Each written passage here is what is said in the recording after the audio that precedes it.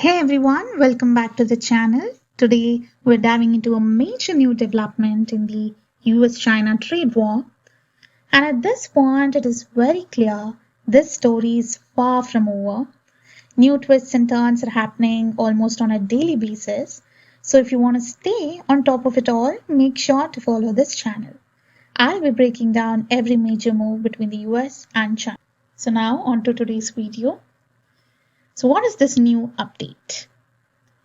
So on April 15th, the White House officially announced new tariff rates on Chinese imports, and not just any tariffs. We're talking about duties as high as 245% on select Chinese goods.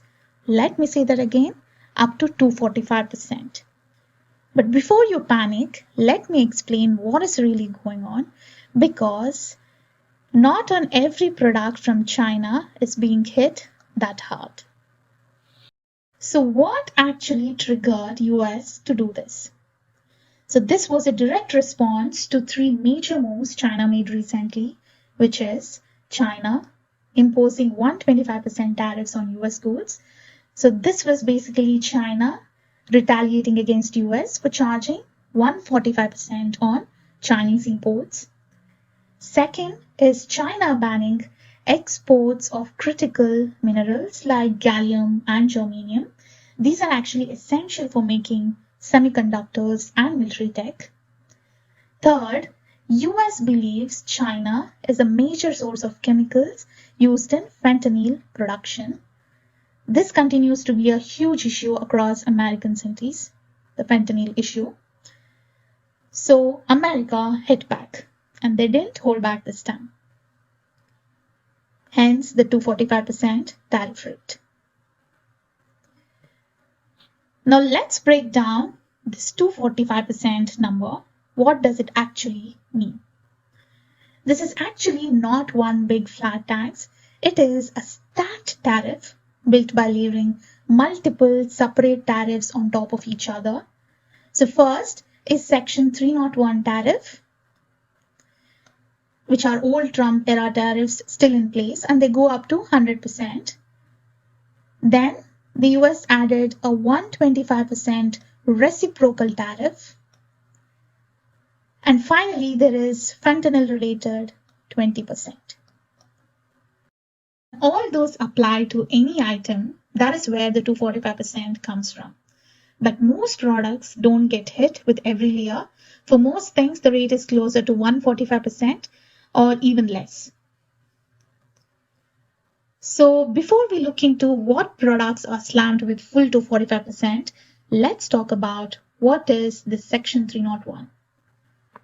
These were first introduced under President Trump in 2018. So Section 301 is a part of a US trade law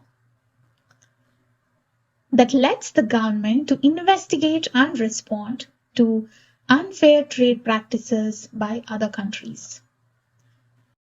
So in this case, US accused China of forcing American companies to hand over their technology if they wanted to do business in China.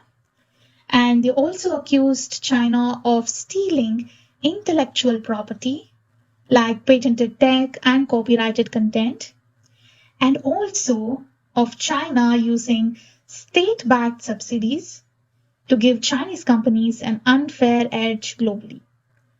So after an investigation, the US said enough is enough and slapped tariffs of up to 25% to 100% on thousands of Chinese goods. So these are the original trade war tariffs, and they're still very much in place today.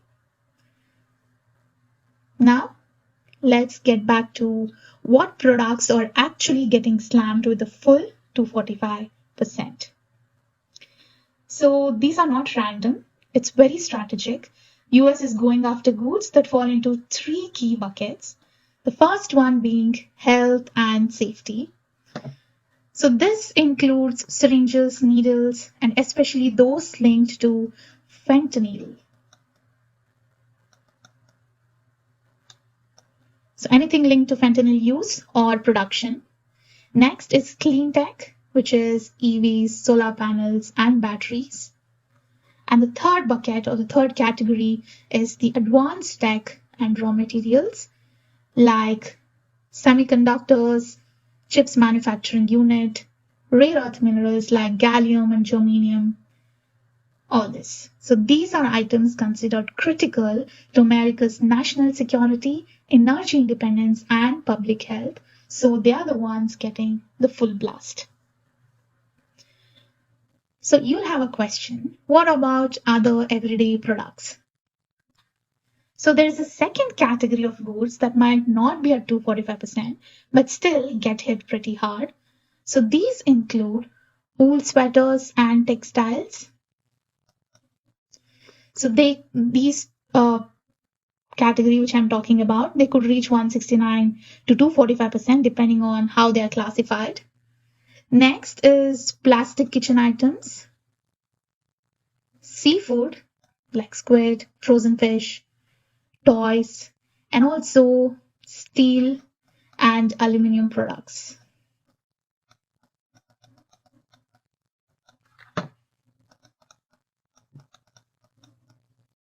So it all really depends on the product's HTS code. That's the number customs use to categorize imports and how many layers of tariff apply to that code.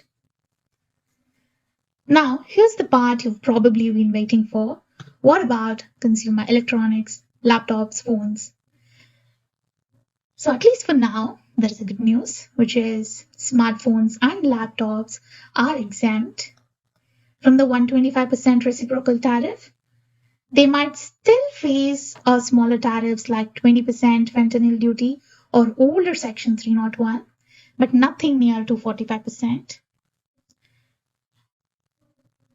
Other items like clothing, shoes, we can see tariffs between 7.5% to 25%, and in some cases maybe up to 145% if all the layers apply, but definitely not to 45%. And some goods, especially medical supplies like PPE, they are completely exempt to avoid hurting healthcare. So what can we expect going forward? Now, there's a lot of confusion with respect to which product will come under which category of tariffs. So we can expect USTR, the US Trade Representative, to release official product lists with all the details. And companies will start reevaluating their supply chains, especially for tech and clean energy components. We can also expect China retaliating again, either through tariffs or new restrictions. With respect to tariffs, China did mention that it will not indulge itself in tit-for-tat escalations. But when it comes to other things, I'm very sure they have other tools ready to tackle this trade war. And I've discussed that in detail in a separate video. I'll link that up, so please watch that video to know more details about what China could do if not engage itself in tariff war.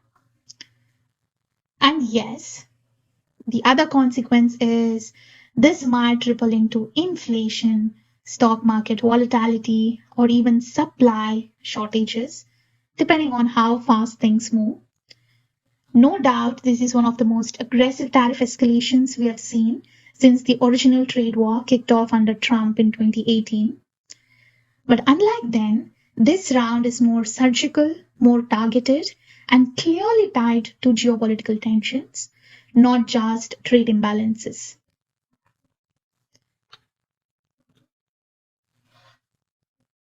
So this isn't just a fight about economics anymore. And this is about technology dominance, national security, and supply chain power. So whether you're a trader, a manufacturer, a consumer, or just someone curious about geopolitics, this move is something you should be watching closely. And remember, most of your Amazon packages won't suddenly triple in price, but the world behind them, that just got a whole lot more complicated. That's it for today's update. If you found this breakdown helpful, like and share it. Drop your thoughts in the comments. If this move is a smart policy or a dangerous escalation, let's talk in the comments. Thank you. See you in the next video.